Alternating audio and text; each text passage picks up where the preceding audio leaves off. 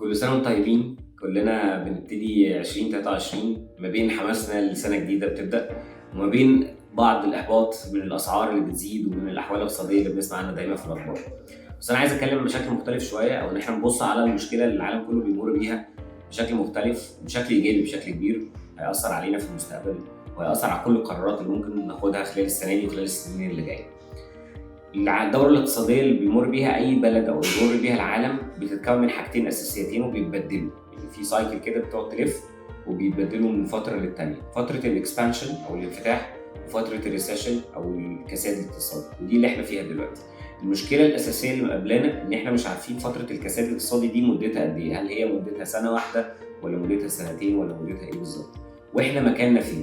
المؤكد إن إحنا مكاننا يا إما لسه في بدايتها يا اما بنقرب منها، بس لسه مش عارفين احنا وصلنا لنهايتها بنسبه قد ايه. فالمعلومه دي لسه هنكتشفها مع الوقت وهنكتشفها بالخبره.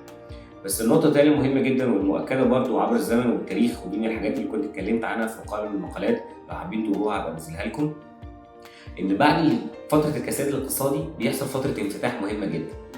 وفتره الانفتاح دي لازم نكون مستعدين ليها كويس قوي، مستعدين ليها ان احنا نتعلم كويس، ان احنا يكون في عندنا سكيلز جديده اتعلمناها او بنعرفها، يكون في عندنا بلانز لبزنسز او لاي حاجه احنا بنستعد ليها. اي نعم في فتره ضغط الفتره اللي جايه، سواء اقتصاديا او حتى ممكن تكون اجتماعيا او ماديا ونفسيا وحاجات كتير قوي، بس دي الفتره اللي المفروض كل حد فينا يستعد للبلان بتاعته خلال ال3 أو ال4 سنين اللي جايين، علشان بعد ما فتره الريسيشن تنتهي وفتره الاكسبانشن تبدا تكون انت فعلا سابق اللي حواليك بخطوات كتير، وفعلا تبقى في سنه الانطلاق ليك اول ما الريسيشن ينتهي.